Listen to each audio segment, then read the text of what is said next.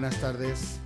Bueno, bienvenidos a la cuarta jornada del Festival Mazapán Noir 2019. Hoy comenzamos esta sesión con Enrique Sánchez Lubián, al que todos seguramente ya le conocéis. Como bien sabéis, es periodista, autor, colabora en Tribuna de Toledo y también en ABC. Pero aparte de, seguramente, como bien digo, todos le conocéis, yo simplemente, para presentarle, quiero darle las gracias.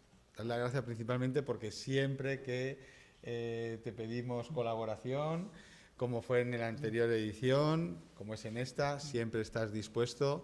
Entonces, como ya todos le conocéis y eso, muchas gracias, Enrique, por estar aquí hoy con todos nosotros.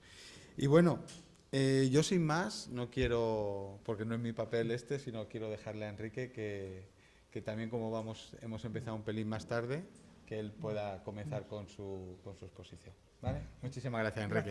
Gracias a ti, gracias a la biblioteca, gracias a Taiga, gracias a quienes como Telesforo ayudan a que este festival sea realidad, esta segunda edición.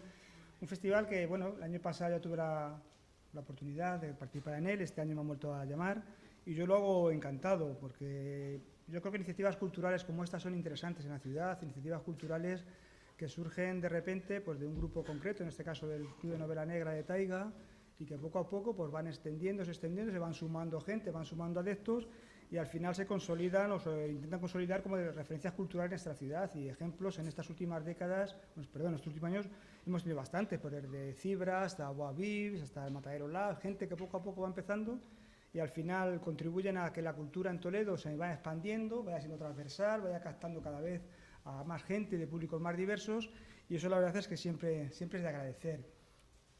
Yo también quiero agradecerles que vengan a esta tarde porque la verdad es que el tema puede resultar un poco lúgubre, un poco triste, a veces truculento, pero la verdad es que la muerte y la pena de muerte es una faceta también de la vida cotidiana, durante un tiempo fue realidad y también forma parte de la vida de quienes nos precedieron. Yo creo que cuando hablamos de la historia de Toledo y la gente de Toledo, pues hay que conocerla en todas las facetas y en todas sus dimensiones.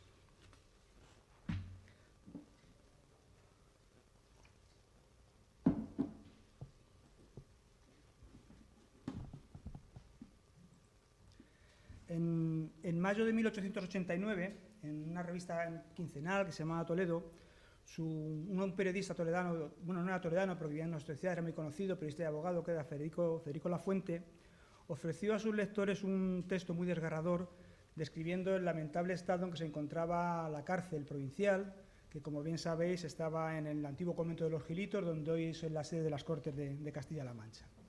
En su texto, en sus palabras, hacía referencia a unos oscuros cuartos subterráneos que eran conocidos con el sobrenombre de los calabozos de los muertos.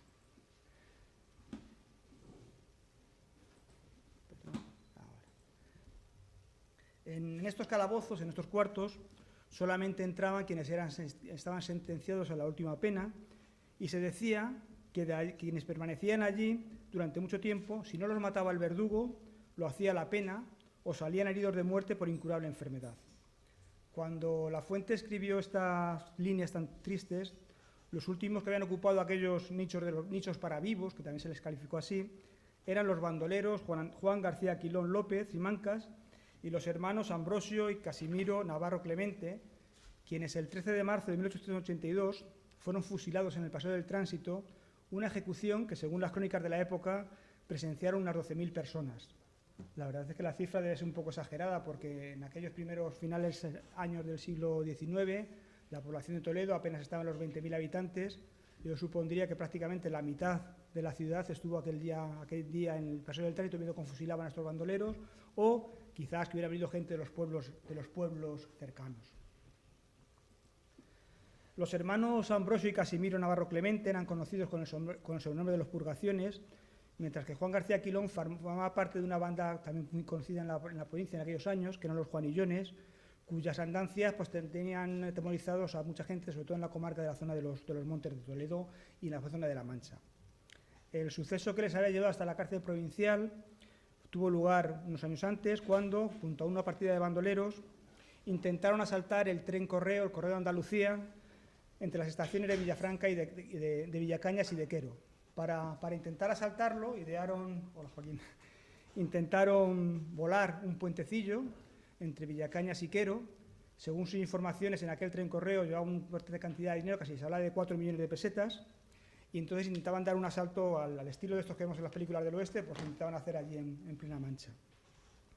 Gracias a una confidencia, la Guardia Civil tuvo conocimiento de sus pretensiones, les tendió, le preparó una emboscada y tuvieron un enfrentamiento bastante duro con ellos. El encuentro fue muy violento y a resultas del cual murieron 4 de los bandoleros.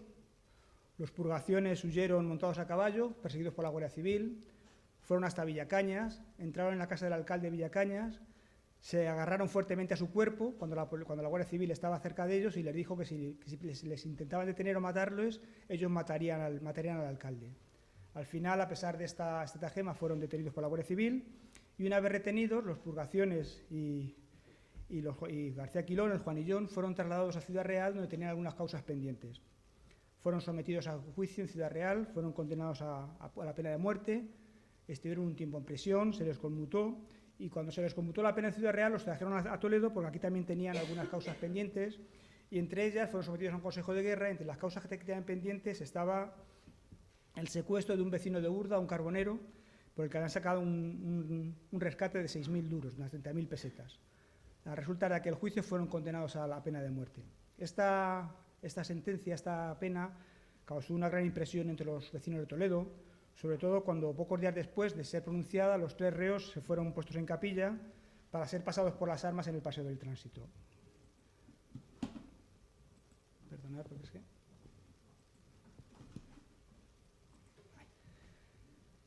Ante tal circunstancia, la circunstancia de que iban a ser fusilados en el Paseo del Tránsito, el entonces alcalde de Toledo, Antonio Bringas, interpretando los sentimientos caritativos que tenía el ayuntamiento y la ciudad, dirigió varios telegramas al presidente del Consejo de Ministros solicitando que el rey los indultase, a la vez que pedía que los diputados y senadores por la provincia de Toledo intermediaran ante el gobierno para lograr tal justicia.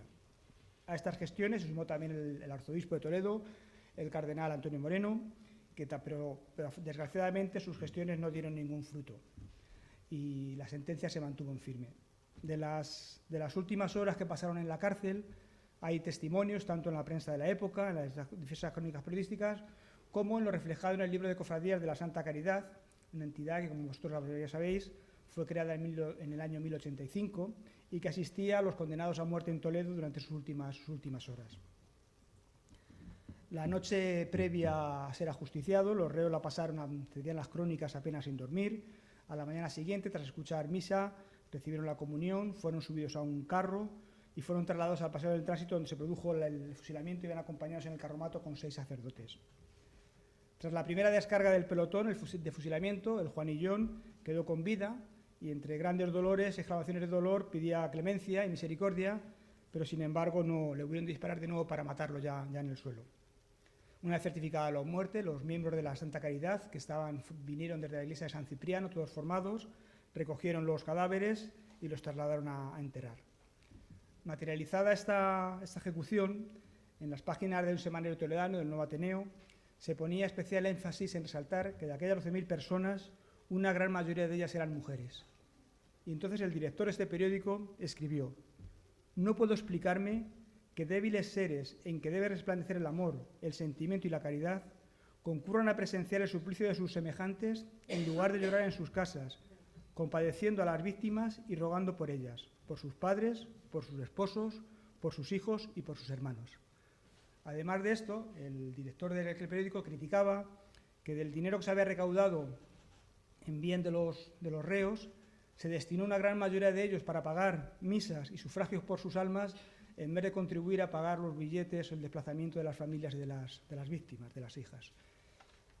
Desde cuando se produjo este fusilamiento, hacía varios años que en la ciudad de Toledo no se había materializado ninguna sentencia de muerte, y desde las páginas de esta publicación, además de las censuras que he relatado antes, se abogaba por la abolición de la pena de muerte, considerando que debía quitarse ya de nuestro ordenamiento jurídico. Así lo expresaba su director. Tiempos llegarán sin duda en que desaparezca semejante sacrificio, que solo deja en pos de sí el recuerdo de una página de sangre, sin que su ejemplo sirva de poco, o en mucho, para hacer desaparecer el crimen. El hombre será criminal y perverso hasta la consumación de los siglos, puesto que el demonio que lo tienta y lo seduce es eterno, como Dios. La pena de muerte siempre será un crimen, y como tal será siempre vista con horror por toda alma generosa y caritativa. La pena de muerte debe quedar abolida porque es atentatoria al poder del Omnipotente. Y la verdad es que aunque desde hacía años ya, desde mediados del siglo XIX, en las Cortes ha habido algunas iniciativas planteando la abolición de la muerte, en algunas ciudades, como aquí hay un grabado de una manifestación en Sevilla, pidiendo también su abolición, hubo que esperarse bastante tiempo hasta que la misma quedó erradicada del ordenamiento jurídico español.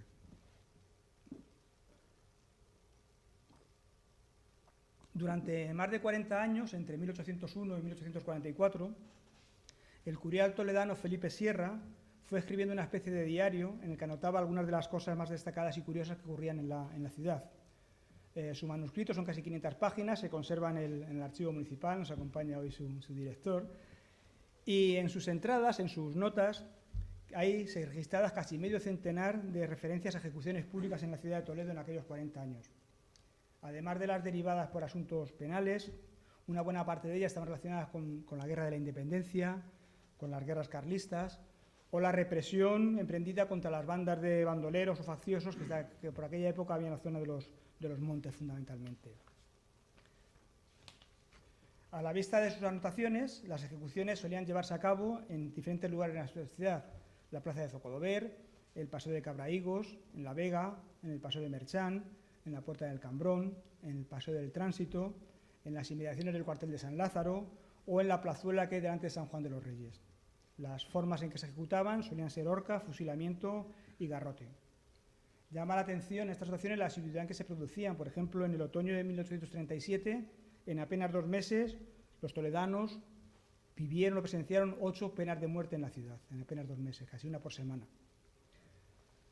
Entre las ejecuciones o las penas de muerte que refiere el curial, voy a detenerme en un par de ellas. El 26 de noviembre de 1822, en la plaza de Zocodover, que por entonces se llamaba Plaza de la Constitución, sufrió pena de garrote don Anastasio García Juzgado, que era capellán de coro de la Catedral Primada, quien había formado una partida absolutista en defensa de Fernando VII y para combatir el orden constitucional instaurado en España durante el trienio liberal. El curial contaba que la ejecución de este capellán de la Primada se realizó bajo una gran vigilancia de fuerzas militares, de intendencia y de caballería, a pesar de que contaba que la ciudad estaba desierta, porque la mayoría de los vecinos se habían concentrado en las iglesias rezando por su alma. Una vez sometido a garrote, el capellán fue enterrado en el Paseo del Carmen, en el denominado Pradito, donde se daba sepultura a los ejecutados. Hasta este lugar, como sabéis todos, en la noche del Martes Santo, en la procesión del Cristo de la Caridad, de la Cofradía de Santa Caridad, bajan hasta allí, hasta el Paseo de la Estación del Carmen, y rezan un Kyrie eleison en memoria de todos aquellos fusilados, de aquellos ejecutados que todavía deben seguir por allí enterrados. La cofradía, sabéis, tenía el privilegio, digamos privilegio entre comillas, de acompañar a los ejecutados a muerte durante sus últimas horas, así como a las personas que eran los pobres menesterosos. Esta cofradía tenía también un clavicote, que era una especie de túmulo que se ponía en Zocodover. Aquí hay un grabado de época y hay una representación posterior, en el que se exponía los cuerpos de los ejecutados para mover a la caridad de los toledanos y recoger dinero o ayudas para ayudar a sus familias.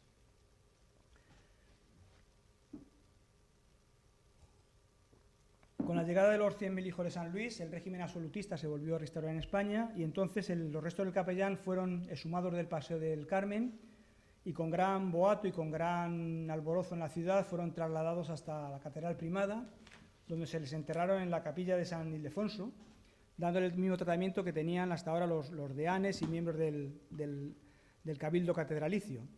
Mientras lo estaban inhumando de nuevo en la capilla de San Ildefonso, contaba el curial que fuerzas de infantería disparaban varias salvas en su honor y que las campanas de la ciudad estaban todas tañendo en recuerdo de este capellán. Esta capilla, para que no es una capilla cualquiera de la catedral, para que nos hagamos idea de qué honores recibió este buen hombre, en ella está enterrado el cardenal Gil de Albornoz y el último enterrado allí ha sido don Marcelo González Martín, también está en esta misma capilla enterrado. La segunda de las ejecuciones del recogidas del manuscrito del Curial. Es una que afectaba a 11 gitanos que habían sido condenados por ladrones y asesinos, que llevaban 7 años presos en la cárcel ubicada por entonces en la cárcel que hay en la calle Alfonso XII. Si habéis pasado por aquí alguna vez, os fijáis en esta puerta. Ahora es una especie, creo que es un cuartel, pues se llama así, donde tiene el servicio de limpieza, guarda sus enseres, las carretillas, las cosas de regar, las mangas de regar. Y si os habéis fijado alguna vez, aquí arriba hay una placa, esta placa de piedra, cuenta que eso era la cárcel, y es muy curioso porque a veces es una cárcel para gente honrada. No deja de ser no honrada en el sentido de honrada, sino gente de cierta clase y de cierto nivel. Bueno, pues allí estaban estos 11 gitanos esperando a ser pasados por las armas, llevaban 7 años presos, y la noche anterior, al hacer la requisa de los presos, se observó que 4 de ellos habían desaparecido. De los 4 que habían desaparecido, 2 eran de los gitanos que al día siguiente iban a ser ajusticiados. Salieron de la cárcel, se fugaron, llegaron a la plaza de Marrón y de allí se fueron a la catedral primada con la intención de acogerse a sagrado. Igual que hemos visto en las películas, pues esto era verdad, una intención de acogerse a sagrado para evitar ser ajusticiados. Llegaron a la catedral primada, estaban cerradas sus puertas porque todavía de noche, se sentaron en la puerta, esperaron a que el portero de la catedral abriera, les abrió la puerta del portero de la catedral, entraron, le dijeron que eran los presos a los que iban a justiciar esa misma mañana, el portero los dejó entrar, los llevó al claustro y en el claustro los encerró. Avisó al vicario de la catedral, el vicario de la catedral avisó a la autoridad militar, fueron inmediatamente detenidos y pocos días después fueron ejecutados. Concluida la ejecución, varios de sus compañeros, que a los que todavía no habían sido pasados por las armas, fueron obligados a pasar por delante del patíbulo para contemplar el fin que les esperaba a ellos también. Esta circunstancia puede parecernos muy dura, pero la verdad es que en el ordenamiento jurídico de la época era una de las penas que se contemplaban. Cuando estas ejecuciones se llevaron a cabo, llevaba pocos años, que había sido aprobado, por pocos meses, perdón, que se había aprobado el primer Código Penal del ordenamiento jurídico español. El Código Penal es de 1822, el primero, se basaba en las doctrinas de la Ilustración, intentaba establecer un principio de legalidad entre los delitos y las penas. Hasta entonces no existía, las penas eran un poco aleatorias. A los condenados se les castigaba castigos físicos, se les castigaba a muerte, se les mandaba a galeras o se les amputaba algún miembro, ¿no? Con la entrada del vigor del Código Penal se adecúa la pena al delito, o intenta adecuarse. Y es curioso porque este primer Código Penal se dedica nada menos que 16 artículos a detallar cómo debían realizarse las penas de muerte. Así, a los condenados a tal pena debería comunicarse la sentencia con 48 horas de antelación. Desde ese momento, a los reos se les trataría, y abro comillas, con la mayor conmiseración y blandura, proporcionándoles todos los auxilios y consuelos espirituales y corporales que les apeteciese, eso sí, sin irregularidad y sin demasía. Podían hablar con sus familias y sus amigos, cuanto tiempo quisieran, hacer testamento, arreglar sus negocios y disponer libremente de sus ropas y efectos. Notificada a la sentencia, mediante carteles, se anunciaría públicamente el lugar y hora de su realización, indicando nombre, domicilio y delito del reo. Las ejecuciones serían mediante garrote, realizándose entre las 11 y las 12 de la mañana, no pudiendo verificarse nunca en domingo, ni en día feriado, ni fiesta nacional, ni en día de regocijo de todo el pueblo. El cadalso, de madera o de mampostería, debería estar pintado de negro, sin adorno ni colgaduras, y situado fuera de las poblaciones o en sitio próximo a ellas, y con espacio para muchos espectadores. Con gran detalle se daban instrucciones para la forma de conducir a los reos hasta el lugar de la ejecución. Todos vestirían túnica y gorro negro, excepto los asesinos y parricidas, que la llevarían blanca e irían en una mula. Dependiendo del delito por el que hubieran sido condenados, llevarían las manos atadas a la espalda, delante, con soga de esparto, con cadena, la cabeza rapada o no. En todo caso, siempre llevarían sobre el pecho y la espalda un cartel con letras grandes anunciando su delito. Les acompañarían siempre 2 sacerdotes, el escribano, alguaciles enlutados y la correspondiente escolta. Desde la cárcel al cadalso, cada 300 metros, el pregonero debía recordar en voz alta el nombre, delito y pena impuesta al condenado.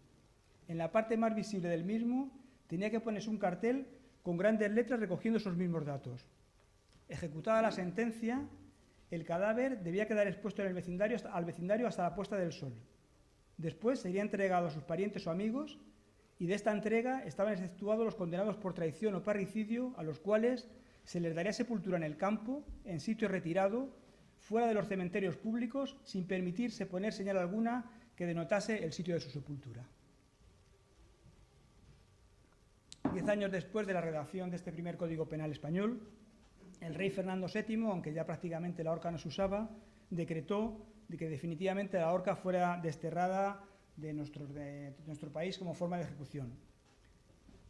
Esta decisión del rey no deja de ser curiosa, porque en la misma resolución legal se puede leer que el deseo de cambiar la horca por el garrote dice que era para conciliar el último e inevitable rigor de la justicia con la humanidad y la decencia en la ejecución de la pena capital. Y para más INRI añadía que el cambio, según propia palabra del rey, lo hacía en beneficio y memoria del feliz cumpleaños de su esposa, la reina, mi muy amada esposa. O sea, que el garrote lo debemos a un regalo de Fernando VII a su esposa María Cristina. La aplicación del garrote a través de esta determinación de Fernando VII podía ser de 3 categorías. Ordinario, que era para las personas del estado llano; vil, para los condenados por delitos infamantes sin distinción de clase; y noble, para los aplicados a los hijosdalgo. Cada uno de ellos no es que el garrote fuera distinto y hiciera más daño o menos daño, el garrote seguía siendo el mismo. Lo único que variaba es la escenificación diferente de la pena de muerte, ¿no? Sobre todo en la forma de conducir al reo hasta el cadalso. Unos iban en burro, otros iban en mula y otros iban en caballo. Yo creo que sea obligado decir a qué categoría correspondía cada uno de las caballerías en los que llevaban. Y es que hasta para ser conducido al cadalso siempre ha habido clases. El ajusticiamiento que vimos antes en el tránsito de los purgaciones y los juanillones fue la última pena de muerte ejecutada públicamente en la ciudad de Toledo. Unos años antes, algunos miembros de otra partida de bandidos, que solían actuar también en las tierras toledanas, habían sido ejecutados en Madrid. En enero de 1867, en el Colegio de Infantería, que entonces estaba ubicado en el Museo de Santa Cruz, se inició un consejo de guerra contra algunos bandidos que unos años antes habían protagonizado un enfrentamiento con fuerzas de la Guardia Civil en Ventas con Peña Aguilera, intentando robar una casa de campo, y a resulta de la cual resultó muerto un sargento de la Benemérita. El tribunal los condenó a muerte a los 4 de ellos, uno de ellos estaba prófugo, mientras que a otro de ellos le impuso la pena de ver cómo los ejecutaban sus compañeros. Este último era un confitero de Consuegra, era conocido con el apodo de Carajulita, y estando en la prisión de ahí de Gilitos, incapaz de soportar lo que se venía encima, de tener que presenciar cómo ajusticiaban a sus compañeros, una noche se suicidó. Con el esparto del colchón, del jergón, hizo una pequeña soga y con ella se ahorcó. El día siguiente, los condenados fueron trasladados en tren a Madrid para ser ejecutados en la cárcel del Saladero. La cárcel del Saladero en Madrid estaba donde está la plaza de Santa Bárbara. Un día antes de proceder a su sentencia, el entonces gobernador militar de Toledo hizo poner en los lugares más concurridos de la ciudad, aquí de nuestro, un edicto dando cuenta del traslado de los presos a Madrid y del cruel destino que les esperaba. En los pasquines, además de dar cuenta de esta circunstancia, decía que al comunicar este suceso a los honrados habitantes de esta provincia, no puedo menos que encarecerles la necesidad del total apoyo a las autoridades constituidas para extirpar de una vez a esos enemigos de la propiedad y del sosiego público, seguros que siempre encontrarán en estas un apoyo a los hombres de bien y la más inflexible severidad los que tratan por cualquier medio de atentar a tan sagrados objetos. Uno de estos reos que fueron ajusticiados en Madrid, en la cárcel de Saladero, ya había sido condenado anteriormente a muerte en Toledo por su participación en el secuestro de Ildefonso Molero, que Ildefonso Molero era un tejedor de sedas que tenía sus talleres ahí en la calle de la de María y que prácticamente de sus talleres salían telas sagradas para muchas iglesias españolas, incluso para Roma, era uno de sus grandes proveedores. Pues a este Ildefonso Molero, un grupo de bandoleros lo secuestró un día, por ahí en la zona de los Cigarrales, y uno de ellos fue San Sebastián Fernández, que tras el secuestro fue condenado a muerte aquí en Toledo. Sin embargo, antes de que se cumpliese la condena, se escapó de la cárcel provincial y ya no volvió a tenerse noticias de él hasta que volvió a ser detenido tras este enfrentamiento con la Guardia Civil en Venta con Peña Aguilera. Considerando que los reos de pena capital en sus horas postreras solían ser objeto de afrentas y despiadada curiosidad, derivando muchas ejecuciones en escándalos que turbaban el recogimiento que debía presidir tal crucial momento, en noviembre de 1894, siendo ministro de Gracia y Justicia Antonio Maura, se aprobó una real orden determinando que a partir de ese momento las ejecuciones se verificasen dentro de los recintos penitenciarios, donde los reos estuviesen, y no en espacios abiertos. Con esta medida se intentaba despojar a la pena capital de las declaraciones, agravios y mofas adicionales que desde siglos atrás conllevaban. Son diferentes localidades españolas las que se quieren arrogar el privilegio de haber acogido la última de las ejecuciones públicas. En la provincia de Toledo, este, digamos, mérito, entre comillas, le corresponde a Navarmosa, donde en abril de 1897 fueron agarrotados los marines, han apodado los marines, 2 hermanos de Benasalvas que estaban condenados por asesinato. Ellos, eran Tomás y Raimundo, tenían mala fama de jugadores y robaron en 1892 en una casa de Benasalvas a unas 2 mujeres, 2 viudas que vivían juntas, Felipa Díaz y Isabel Iglesias, de 80 y 70 años de edad. Entraron noche en su casa y les robaron. Al día siguiente volvieron a por más dinero, a por más joyas, a por más enseres y asesinaron a las dos mujeres. Pasado un tiempo fueron detenidos y cuando llegaron a ser detenidos tenían sobre su haber otro asesinato más, que era el de un pastor de la zona, que un día, hablando con ellos, le dijo que sabía que ellos eran quienes habían matado a las 2 mujeres y entonces lo liquidaron. Fueron sometidos a juicio, fueron condenados a muerte y la ejecución se fijó para abril de 1897. 2 días antes de la ejecución llegó a Toledo el verdugo, se llamaba Salustiano León, venía desde Cáceres y era uno de los 2 que la autoridad había determinado para ejecutar la pena de muerte. De su llegada a la capital dio cuenta Federico Lafuente en las páginas de la época y, según relató, cuando llegó a la plaza de Zocodover, la policía tuvo que intervenir para impedir la aglomeración de gente que se remolinaba alrededor del verdugo, con el deseo de verlo y de hablar con él. El cronista lo definía, al verdugo, como un hombre de fisonomía dura y mirada inquieta, añadiendo que presumía de conocer perfectamente su repugnante oficio y de hablar de él con gran entusiasmo. Con tanto entusiasmo hablaba que incluso concedió una entrevista al periodista toledano. Y entonces León contó que tenía 53 años, que había nacido en Toledo, que había sido en su juventud zapatero, que llevaba 11 años ejerciendo de verdugo y que en este tiempo había ejecutado a 8 reos y le habían indultado a 17. Me presento a todos, le dijo al periodista, con finura y procuro animarlos. Decía que era ejecutor de 4ª categoría, en eso también había categorías, y cobraba por sus servicios 4,50 pesetas diarias. Cuando hizo estas declaraciones, los 2 hermanos marines ya estaban en Navarmosa esperando a ser ejecutados. Para responder al morbo que las ejecuciones habían levantado, en el Día de Toledo se dedicó varias crónicas al suceso, incluso luego después se editó un suplemento especial recopilando todo lo sucedido.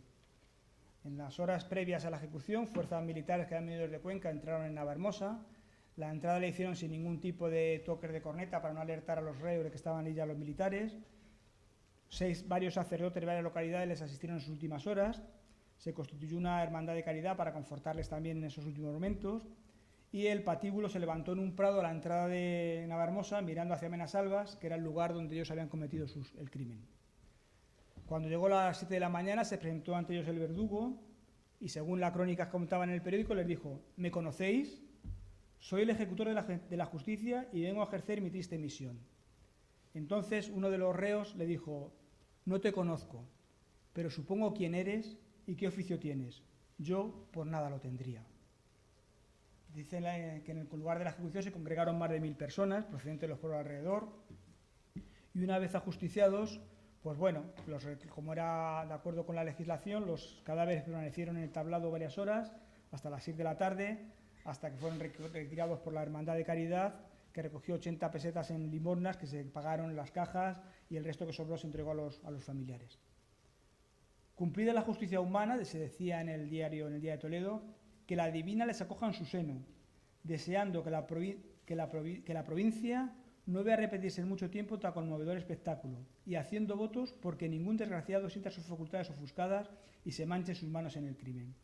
Esta fue la última ejecución que se realizó en nuestra provincia antes de la Guerra Civil. Y la verdad es que no fue por cuestiones de justicia dejaran de condenar a gente a muerte, que sí sigan condenando, sino porque desde ese momento unas veces por indultos de los reyes, otras veces por movilizaciones populares, se consiguió que aquí en la provincia de Toledo no volviera a haber ninguna ejecución más. Antes de seguir, un pequeño paréntesis. Recordáis que cuando el verdugo se presentó ante los marines, uno de ellos dijo que por nada del mundo haría su oficio. Seguramente ninguno de nosotros lo haríamos, ni nadie, casi nadie. Pero sin embargo sí que hay gente que de propia voluntad está dispuesta a ejercerlo. Entre la documentación que se conserva en el Archivo Municipal de Toledo, hay una instancia fechada en 1639 por un preso que estaba en la cárcel real de nuestra ciudad, llamado Domingo Alonso, que decía que, habiéndose enterado de que el ayuntamiento asistía a la plaza de Verdugo estaba libre, él se ofrecía, voluntario, decía que contaba con experiencia, que durante muchos años había ejecutado sentencias de muerte y te había aplicado tormentos, y que incluso en la cárcel toledana donde estaba preso también se había dedicado a aplicar tormentos algunas veces. Desconocemos, ahí está Mariano, si la instancia fue tenida en cuenta y al final Alonso lo metimos en la nómina del ayuntamiento. No lo sé si lo metimos o no. Pero el caso es que esto puede resultarnos chocante, pero la verdad es que los verdugos, desde tiempo atrás, tenían ciertos privilegios. Por ejemplo, con una ley de Juan II de Castilla, quienes ejercían tal profesión estaban exentos de pagar gabelas e impuestos tributos municipales. Y según unas ordenanzas dadas por Carlos I en Toledo en 1525, los verdugos tenían derecho a apropiarse de los vestidos de los ajusticiados, cobrando además un real cuando aplicaban la pena de azotes.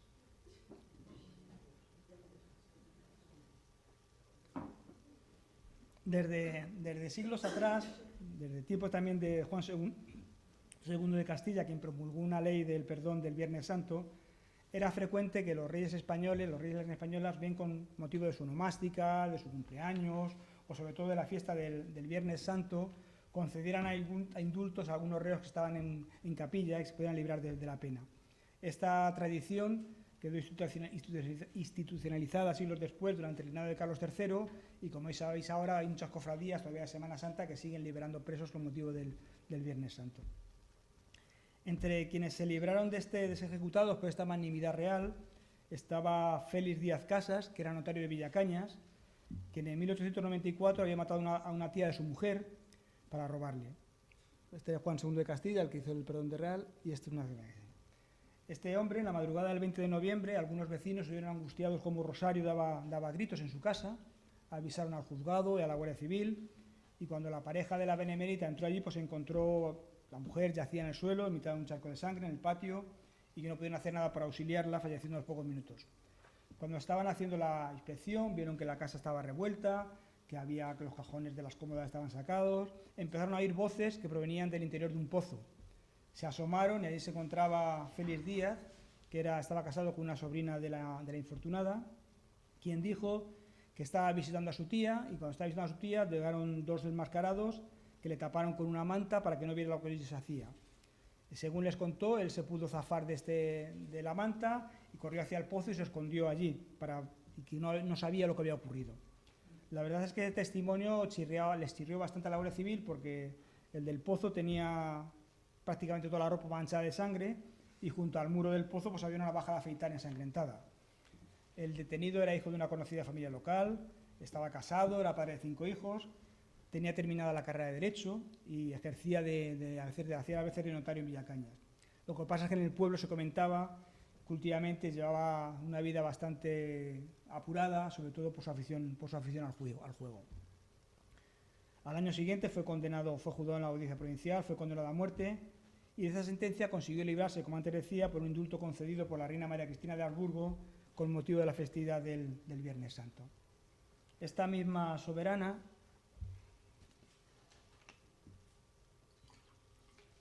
estando de vacaciones en San Sebastián, también indultó a otros 2 presos que habían sido condenados a muerte del Alto de Lillo,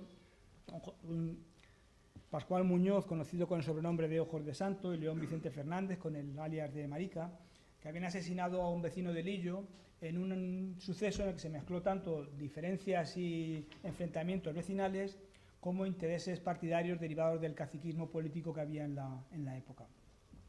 Estos fueron condenados a muerte por la Audiencia Provincial de Toledo, saliendo en su defensa de diversas personalidades, director de periódico de Madrid. Había los intereses de los caciques pues llegaban muy alto y entonces pues bueno, hubo cierto movimiento, sobre todo en Madrid, para pedir a cada reina que los indultara y lo consiguieron. También fue indultado Mariano Sánchez, 2 años después, que era sacristán de la localidad de Burguillos, quien un año antes había asesinado de un tiro a su novia, Dionisia Juaristi, que estaba embarazada de 8 meses, cuando ella se encontraba asomada a los balcones de una de su casa. Esta es una recreación de ese momento, publicada en una revista de Madrid, Las Ocurrencias, en un semanario de Madrid. Suelen venir algunos sucesos de nuestra provincia. Aquí, bueno, pues se recoge una recreación del momento en el que Mariano disparaba a su novia. El indulto fue firmado por Alfonso XIII en el Palacio Real de Madrid. Y el texto de la medida de gracia es un ejemplo de la retórica con la que se escribía en la época, sobre todo resaltando mucho la magnanimidad real, que se trufaba además con un acrecentado sentimiento de generosidad religiosa. Decía así el texto: considerando que los reyes de España han solemnizado siempre el día de hoy en que la Iglesia conmemora el augusto misterio de la redención del género humano con el perdón de algunos reos sentenciados a la última pena, piadosa costumbre que es muy grata a mi corazón seguir observando, vengo a conmutar en el acto de la adoración de la Santa Cruz la pena de muerte impuesta a Mariano Atanasio Sánchez Díaz por la inmediata de cadena perpetua. Las crónicas periodísticas de la época son muy ricas en este aspecto y sobre todo nos permiten conocer el ceremonial con el que los reyes aplicaban estas medidas de gracia. En el año 1910, por ejemplo, veamos cómo se desarrolló. Tras la celebración de la misa en la Capilla Real, Alfonso XIII, vestido con uniforme de gala de capitán general, se dirigió al centro de la iglesia avanzando hacia la cruz yacente, haciendo una genuflexión de rúbrica, adorando la cruz y dejando una onza de oro sobre la bandeja. Después, el limosnero mayor entregó al obispo de Sion una bandeja de plata sobre la que estaban depositadas las abultadas causas de los condenados. Todas ellas estaban atadas con una cinta negra, emblema de la muerte. Mostrándoselas al monarca, el prelado le preguntó solemne: «Señor, ¿perdona vuestra majestad a estos reos condenados a la muerte por la justicia humana?» «Que Dios me perdone como yo les perdone», exclamó el rey con voz sonora. Y en el momento de pronunciar su majestad el rey las palabras de perdón, se leía en la prensa: la cinta negra fue sustituida por otra blanca, emblema del indulto concedido.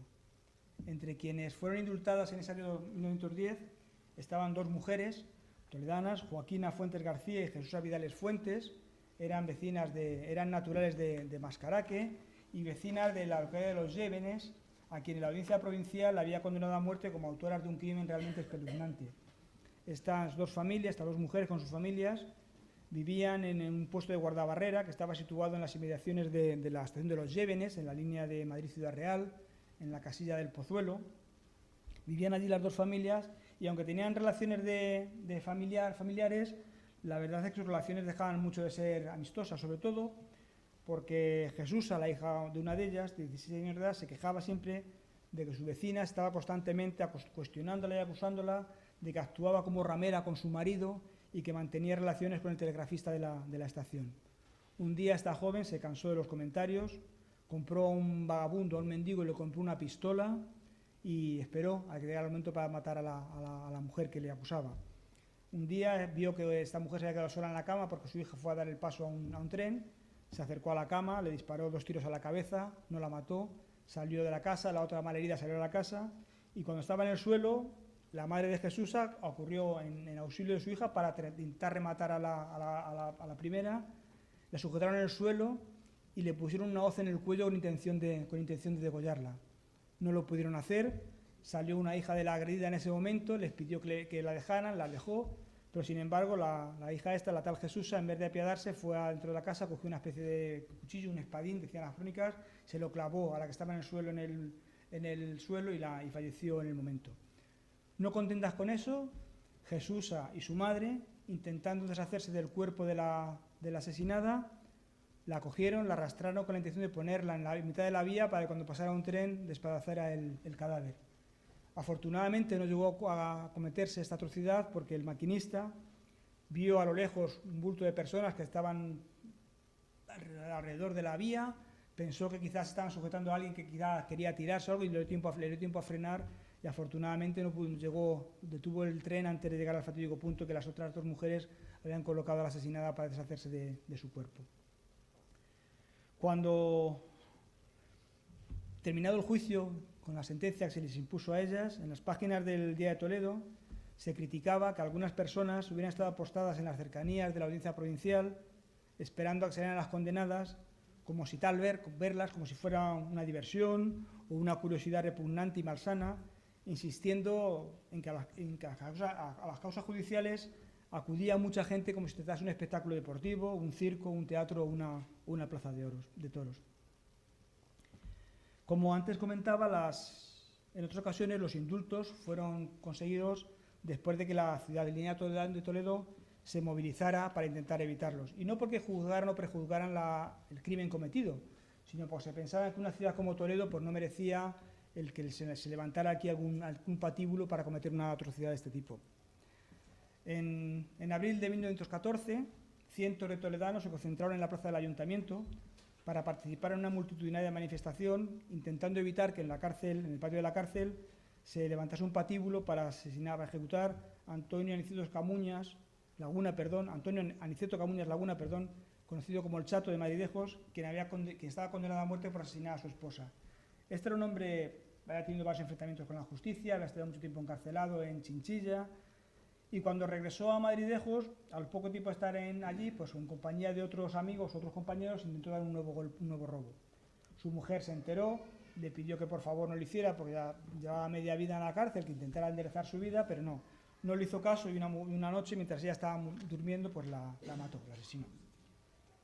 Fue detenido, fue condenado a pena de muerte. Según la normativa, debía ser ejecutado en la cárcel del partido judicial, que correspondía al Madridejos, pero como la cárcel de Madridejos no reunía condiciones, pues se decidió que fuese ejecutado aquí en Toledo.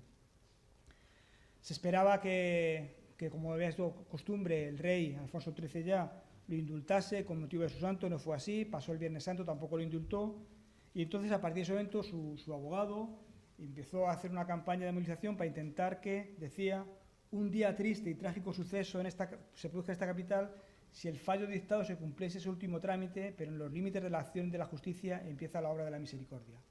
Y a partir de ahí comenzó un gran movimiento encabezado por el Ayuntamiento para evitar que la ciudad de Toledo tuviera el luctuoso espectáculo de un patíbulo siniestro. Desde Toledo entero, se leía en uno de los periódicos, de estos algunos recortes: muéstrase compacido y preocupado en expectación del día luctuoso que se prepara en un no lejano plazo, arrebatando la mano del verdugo la vida de un semejante entre los muros históricos de la ciudad. Al llamamiento fueron sumándose diferentes instituciones de la ciudad, entidades, desde la Casa del Pueblo, al Centro de Industriales, al Casino. Hubo manifestaciones y por fin se consiguió que el indulto se le diera a Aniceto. La buena nueva, cuando se lo conoció el propio alcalde de la ciudad, Félix Conde, fue a la cárcel de Esquilitos para comunicarle la noticia, y según la prensa dice que Aniceto lo recibió con una naturalidad pasmosa, limitándose a contestar que no comprendía cómo a él quisieran matarle, toda vez que el delito que había cometido no era para tanto. Como veis, en esto de matar a las mujeres hay gente que todavía dice que esto no es para tanto, esto viene de largo. Y la verdad es que, aunque la unanimidad de la tónica general para salvar a Aniceto fue total, si vemos ya algunas actitudes que nos llaman la atención en la prensa y que nos permiten vislumbrar cuáles eran los posicionamientos sociales ante estas ejecuciones. Así, por ejemplo, en las páginas del Eco Toledano, al dar cuenta de que habían sido numerosos los obreros que se habían sumado a estas movilizaciones, se decía: ya no son estos trabajadores aquellos que en un día de ejecución de un reo cogían a sus familias o a sus amigos y en gran algaraza se dirigían hacia el sitio donde se alzaba la picota, provistos de meriendas con las que habrían de celebrarse en Francachela como si el motivo para ello fuese el júbilo de una romería. Frente a ellos llama la atención, por ejemplo, el pronunciamiento hecho en las páginas del Castellano, que era el periódico del Arzobispado, en el que decía que aunque ellos desde el primer momento se habían sumado a la concesión del indulto, pues una vez que se había conseguido, que tenían que matizar algunas cosas. Y entonces decían, se alegraban de ello, pero decían que la sociedad tiene derecho de librarse de aquellos que perturban su orden y en algún caso tiene obligación de reintegrarlo por medio de la muerte del delincuente. Y añadían que el castigo no es solo por corrección y para ejemplo, sino para restablecimiento del equilibrio que el crimen interrumpió. Acorde con este planteamiento, desde el Diario Católico se rechazaban las tesis abolicionistas de la pena de muerte por razones de orden moral. Y decían: Pretender, como alguien lo ha hecho, que la pena de muerte impuesta por la autoridad competente está condenada por aquel precepto que dice no matarás, es desconocer por entero las enseñanzas de la religión. Más absurdo todavía es condenar la pena de muerte trayendo a colación las penas eternas. Y añadían, como si todo sentenciado a la pena capital fuese condenado también a las penas eternas del infierno. O sea, dos penas, pues si fuera una sola. La Iglesia, se concluía, no abandona a los reos en estos momentos supremos, y ella es la única que entonces, con su generoso perdón, puede llevar al alma de los ajusticiados consuelos eficaces. Esta posición de la Iglesia, mucho más clarificador, se puede leer unos meses antes, también en las páginas del Castellano, respecto a un fusilamiento que hubo no en Toledo, sino en Málaga, de Antonio Sánchez Moya, que era un fogonero de una fragata, la fragata Numancia, que en agosto de 1911 encabezó un motín en este barco con la pretensión nada más y nada menos que bombardear Málaga y una vez bombardeada Málaga proclamar la República. Si algún día, decía en el Castellano respecto a este fusilamiento, en un plebiscito se nos llamase a decidir acerca de la abolición de la pena de muerte, nuestro voto sería absolutamente negativo. Este escrito está sin firma, con lo cual cabe entender que es la opinión que en aquellos momentos el órgano oficial del arzobispado tenía respecto al tema de la pena de muerte. Y añadía, opinamos que mientras haya malvados y criminales en la sociedad, el verdugo es una institución honorable y tan necesaria como es al podador el hacha con que separa del árbol las ramas secas, como al agricultor el arado y la azada con que estirpa las hierbas nocivas.